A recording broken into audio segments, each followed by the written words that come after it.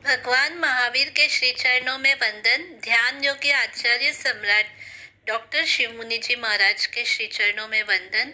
सतगुरु वर्या doctor विजय श्री आर्या के श्री चरणों में कोटिशः वंदन नमन। आज शनिवार है। शनिवार धीरे धीरे चलने वाला ग्रह है, अर्थात जीवन के अंदर धैर्य, सहनशीलता, स्थिरता लाना, यही शनिवार का मंगल संदेश है। धैर्य उसी व्यक्ति में आएगी जिस व्यक्ति के अंदर संयम होगा। जो संयमवान है वही धैर्यवान है। संयम का अर्थ है स्वयं का स्वयं पर नियंत्रण, मन को वश में रखना, दुष्प्रवृत्तियों से परहेज करना। अपने पर अपना अनुशासन, यह संयम की सच्ची भाषा। यह राष्ट्र विश्व मंगलमय हो, सेवा की सुंदर परिभाषा। संयम सेवा समर्पित है महावीर प्रभु के चरणों में।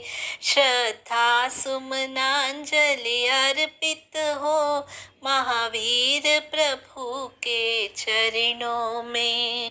शनिवार और मंगलवार को लोग हनुमान जी की उपासना करते हैं, क्योंकि हनुमान जी ब्रह्मचारी, संयमी, विद्याओं के धारक, परम बलशाली, सेवक, धर्म परायण, भक्ति परायण, आत्मार्थी, गुणोपासक महापुरुष हुए हैं।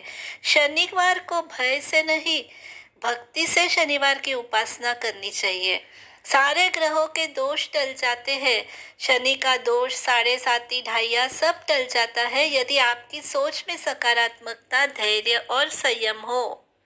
बालक तीसरे वर्ष से ही अपना संयमी जीवन बनाना शुरू कर देता है, चरित्र निर्माण करना प्रारंभ कर देता है। भिन्न भिन्न चरित्रों वाले माता पिता से बहुत कुछ सीखता है, अपने अध्यापकों या संगी साथियों से भी सीखता है, लेकिन जो कुछ सुनता है, देखता है, ग्रहण करता है, वह सब इतना परस्पर विरोधी होता है कि उसे ग्रहण करना संभव नहीं होता।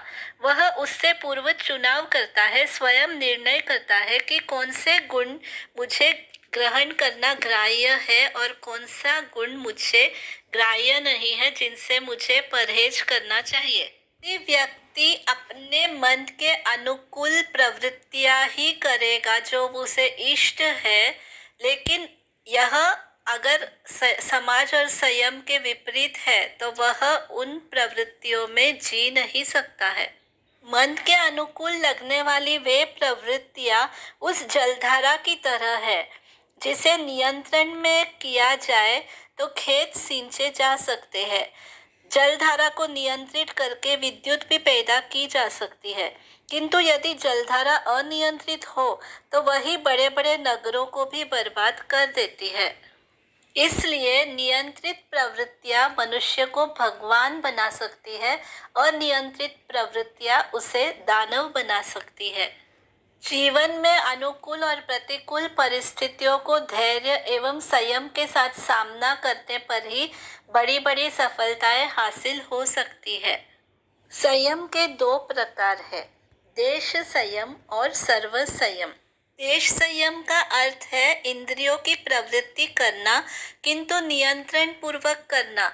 जैसे आंखों से देखना, लेकिन आंखों से देखते हुए यह विवेक रखना कि क्या दृश्य देखने योग्य है और कौन से दृश्य देखने योग्य नहीं है। इसी प्रकार कानों से शब्द सुनना, किंतु निंदनीय वचनों को नहीं सुनना, यह विवेक रखना।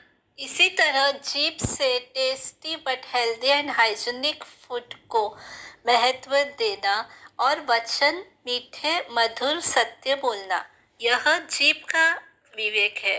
इसी प्रकार गंध और त्वचा स्पर्श का विवेक रखना देश संयम कहलाता है।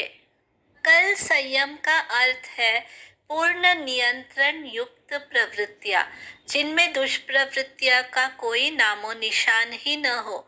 योगी लोग ऐसे सकल संयम के अंदर जीते हुए अपने परम लक्ष्य को प्राप्त करते हैं। इंद्रियों का नियंत्रण मन के निग्रह से होता है। जब मन निरासक्त हो जाता है तो इंद्रियां अपने विषयों को भोगती हुई भी विषयों से निरासक्त रहती है। जैसे भरत महाराजा, जनक महाराजा समस्त राजसुख भोगते हुए भी निरासक्त योगी कहलाते थे। ऐ भरत रघु से प्रथम तू ईश पद को पा चुका।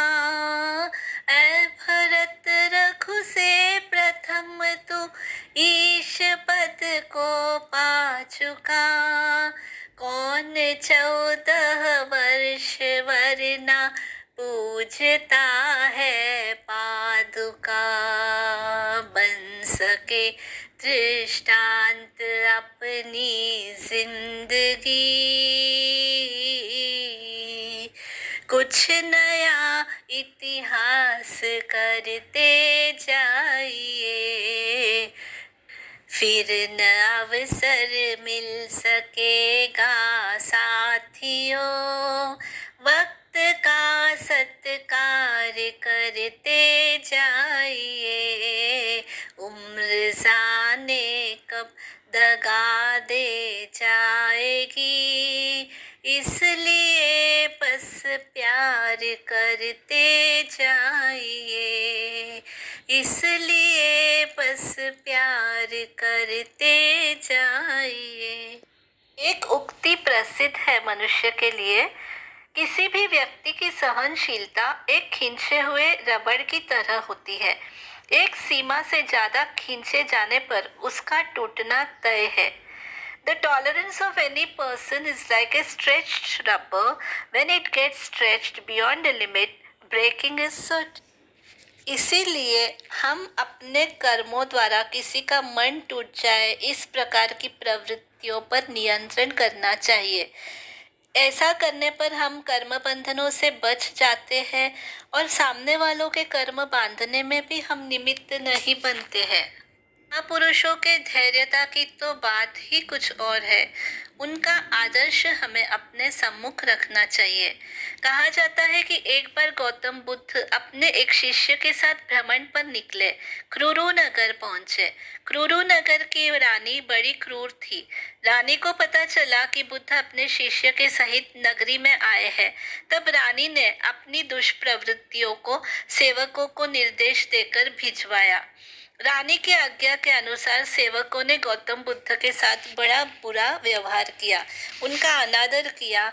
जैसे ही उन्होंने नगर में प्रवेश किया, उनका बहुत भला बुरा शब्दों के साथ उनको अंदर प्रवेश करने दिया, दुत्कारा, काफी अपमान किया। बुद्ध के शिष्य को बहुत गुस्सा आया। उसने बुद्ध से कहा, हमें यहाँ से फौरन निकल जाना चाहिए। गुरुदेव, यहाँ पर एक क्षण के लिए भी नहीं ठहरना चाहिए। बुद्ध ने बड़ा ही लाजवाब उत्तर दिया। उन्होंने कहा, शिष्य, हमें तब तक यहाँ पर धैर्य धारण करके रहना चाहिए जब तक कि सही परिस्थितियाँ पुनः लौटकर नहीं आती है। Be patient, everything comes to you in the right moment. अर्थात मनुष्य को धैर्य का त्याग तब तक नहीं करना चाहिए जब तक कि परिस्थितियाँ पुनः अनुकूल नहीं हो जाती। शनिवार का यही संदेश है। सही दिशा में सकारात्मक सोच के साथ कदम बढ़ाते रहोगे तो सफलता देर से ही सही अवश्य मिलती है। Slow and steady wins the race. कछुए और खरगोश वाली कहानी तो आपने सबने सुनी ही है। कछुआ धीरे चाल से भी आगे बढ़ कर के सफल हो जाता है। इसी प्रकार हमें भी अपने जीवन में धैर्य के साथ सफल होना है। सबका मंगल हो, सबका भला हो। इन्हीं शब्दों के साथ ओम शांति।